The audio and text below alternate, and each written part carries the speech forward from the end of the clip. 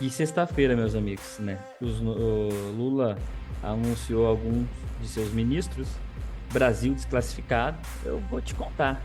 Se não fosse o game maravilhoso que eu tive hoje no dólar, realmente era para estar em depressão, né? O Brasil obriga a gente a beber, essa que é a verdade, né?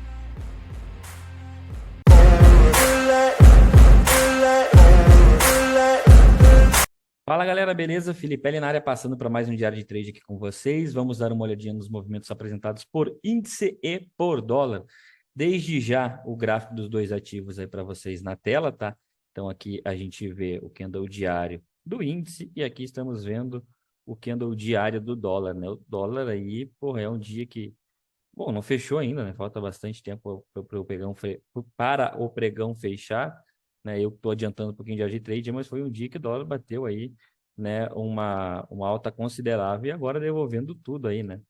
Então, vamos acompanhar aí daqui até o final do pregão. Bom, vamos começar pelo índice aqui, galera. Hoje aí tínhamos algumas notícias relevantes aí, né? Principalmente aí na questão interna, quando o Lula anunciou ontem aí que ele ia anunciar, né, alguns integrantes aí, né, alguns de seus ministros, embora todo mundo meio que já sabia, né, que quem ele iria anunciar, mas o mercado ele está fazendo muito isso ultimamente, né? Parece para aquela pessoa que tu vai lá e tu conta um segredo e fala assim, ó, mas não conta para ninguém. É que nem aquela pessoa que tu vai lá e conta que vai ter uma festa surpresa para ela, mas tu pede para ela ficar surpresa quando chegar na festa. Aí a pessoa vai, uma festa surpresa.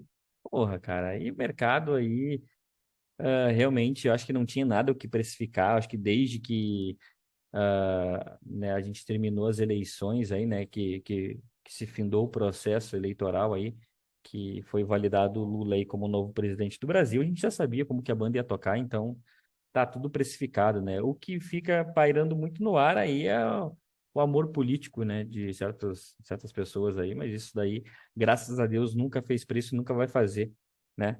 Bom, contexto do gráfico diário aqui do dólar aqui, a gente teve, né, aquela queda maravilhosa ontem aí, né? Pena que eu não consegui surfar ela. E hoje a gente teve um dia aí de decisão, né? Pelo menos até o momento aí, né? Pavio para cima, pavio para baixo e um corpinho no meio aí, né? Pelos 60 minutos aqui a gente consegue observar, né, que até o mercado abriu uma possibilidade de correção hoje aqui no começo do pregão, na região de 38, talvez para voltar a cair aí, né? Mas não foi isso que aconteceu. Aí vamos para o gráfico de 5 minutos, que é onde o filho chora e a mãe não vê. Desde já, por favor, cara, falta 4 operadores para bater uns 200 operadores no YouTube. Por favor, dá essa moral aí, meu amigo, né? Encaminhe aí, para um amigo seu operador aí, apresenta o canal, apresenta a ideia do canal aqui, né? E deixa ele decidir se ele vai escrever ou não, tá? Então a gente está aí, porra, uma sexta-feira à tarde trazendo um excelente conteúdo para vocês aí pós-eliminação do Brasil da Copa, né? Então, porra, acho que mereço aí, né, a sua inscrição. Beleza? Bom, galera, para quem esperava hoje aí, né, pelo menos até o momento que o índice ele ia degringolar, que o Brasil ia afundar, deve estar esperando até agora, porque ele abriu até com um gap de alta aí, né? Esse gap de alta, ele sim foi suspeito, na minha humilde opinião, porque isso aqui podia ser uma pequena correção do dia anterior, na retração de 38, né, para voltar a cair, né, para dar sequência ao movimento maior aí, né? Mas não foi o que aconteceu, né? Se a gente for pegar, aqui, vamos dar uma limpada aqui? Não, vai assim mesmo. Acho que todo mundo vai conseguir entender aí, né?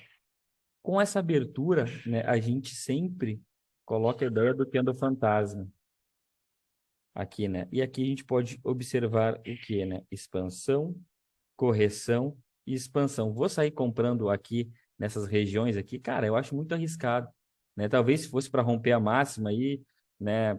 Talvez chorado, um pivô dentro do pivô, mas tudo muito arriscado. O mercado aí ele estava esperando às 10h15 quando o presidente eleito, né, vinha para anunciar alguns de seus ministros, né, e ficou nesse compasso de espera.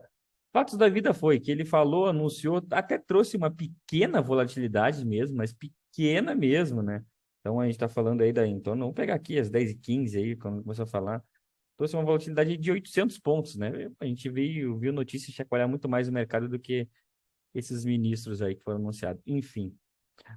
Optamos por encaixotar esse índice aqui nesse começo de manhã, e a partir do momento que ele veio para romper o caixote aqui, a gente percebe que a volatilidade começou nessa região. Tínhamos indicadores também para sair às 10h30, aí, né? E aqui começou já uma pré-volatilidade, onde o preço ele veio para romper, foi lá em cima visitar as médias, voltou novamente, entrou pressão vendedora, e aqui a gente vai para um gráfico de 2 minutos para observar o raciocínio da operação. Eu aqui, na mínima do candle 48, eu optei, né, por realizar uma venda, entendendo que justamente era isso que estava acontecendo, né? O preço veio, tentou romper a primeira vez, não conseguiu, tentou romper a segunda vez, agora foi fazer reteste aqui na região de fundo do caixote, região de média, tinha start e tinha stop. Acontece que o preço ele veio aqui, acionou, foi lá, beijou meu stop, e aqui eu falei, galera, aqui é o seguinte, ó, ele já veio ameaçar meu stop. Eu não preciso aí de uma segunda chance, né? Então, se o preço voltar, eu saio no 0 a 0. E aqui foi o que eu fiz. O preço voltou, eu saí no 0 a 0 sem milímetro nenhum, eu comento isso aqui com vocês. E depois, até que o preço ele entregou uma pontuação interessante aí, né? A gente for ver aí na sua região de mínima, aí entregou seus 370 pontos aí, né? Acho que eu teria conseguido abraçar uns 300 pontinhos aí, mas enfim, e se é ótimo, né? E aí o preço ele fica nessa região de briga, né? E aí entra Lula não sendo ministro, o mercado dá uma chacoalhada para lá, chacoalhada para cá. E aí quando ele tenta, né, realmente, né, entrar uma defesa compradora aqui nessa região, próxima da região de fundo, né, a gente vê que ele vai lá, testa de novo o caixote, pancada para baixo, testa de novo aqui essa média móvel de 20. Eu falei que, cara, eu vou dar mais uma chance para esse índice. Essa que é a verdade. E aqui nesse candle 27, eu vendi a mínima dele, né, com stop aqui na máxima do próprio candle, né, uma regressão por violação, né, e aqui novamente o preço ele acionou, foi lá, ameaçou o stop, né, e aí quando ele voltou para a região de 0 a 0, eu zerei a operação. E aqui acertadamente, porque se eu tivesse casado com a operação, tivesse ficado puto que na primeira, não, a primeira eu saí no 0 a 0 e entregou 300 pontos, essa eu não vou sair.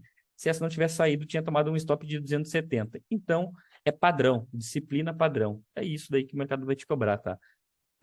E após isso aí a gente teve aí o jogo da seleção meio-dia, e aí não consegui chegar mais nenhuma oportunidade. O mercado ele entrou em região de trap zone aqui dentro do índice, tentou romper a retração de 61,8 do dia anterior, e agora o mercado vai tendo uma morte lenta aí, digamos, enrolado com a mínima da semana anterior, tá?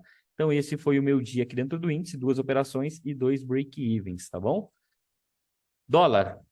Bom, o dólar ele tá graficamente falando, né? O dólar, para mim, graficamente falando, né? Ele tem tudo para cair também, tá? Então a gente está falando aí de um ativo que tentou romper a zona de consolidação, não conseguiu, montou até um pivôzinho de baixa, né? No gráfico diário, que até se a gente for olhar aqui pelo 60 aqui também estava mais visual, né? Acontece que ele chegou numa região interessante de suporte de retração de fibra, que é o 61,8. E aí tentou romper, não conseguiu, tentou romper, não conseguiu. Ontem cravou, mas uma vez não conseguiu. E aí eu até brinquei, né? Que aqui temos um padrão de bundinha de alta aqui, né? Para tirar um pouco o estresse do mercado, né, galera? Mas vamos para um gráfico de 5 minutos.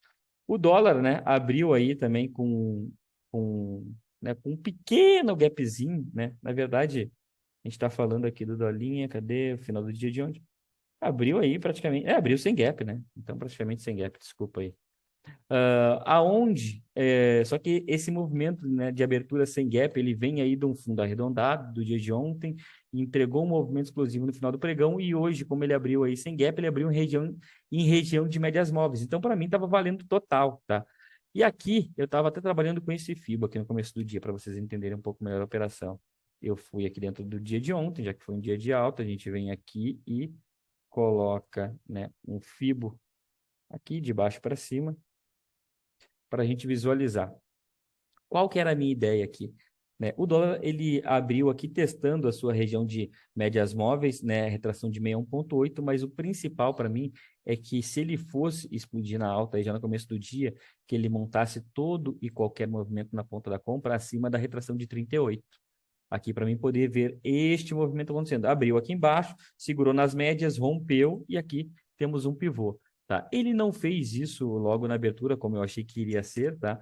Ele montou, né, um pouquinho aí, deixou o mercado andar um pouquinho lá pelas suas. Não, na verdade foi bem na abertura, tá? Foi às 9h30, desculpa. A gente vê que ele tenta perder as médias, não consegue, tenta perder as médias, não consegue, vai e monta um pivôzinho, né? O stop aqui estava dentro do meu operacional, tem start e tem stop.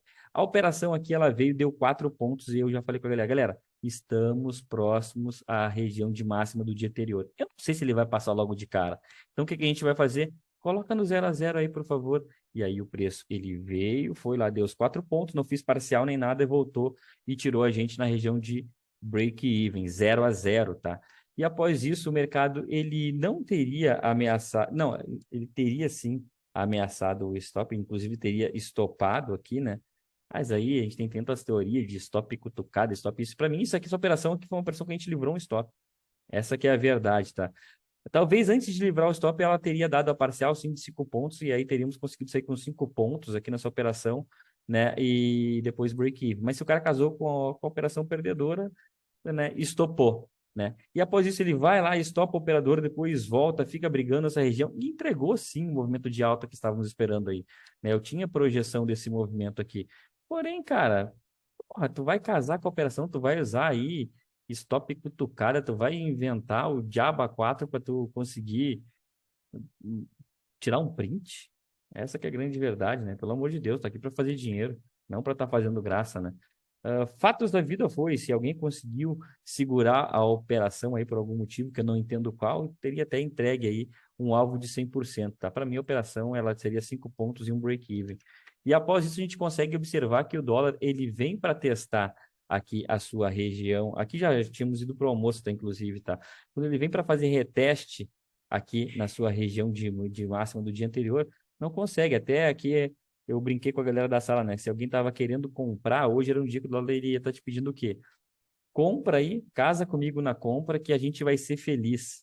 O nosso casamento nunca vai acabar, né? E aí, talvez você teria oportunidade de compra aí na máxima do Candle 13, na máxima do 17. É comprar e esquecer, né? Talvez para depois você tirar seu print aí com um belo trade.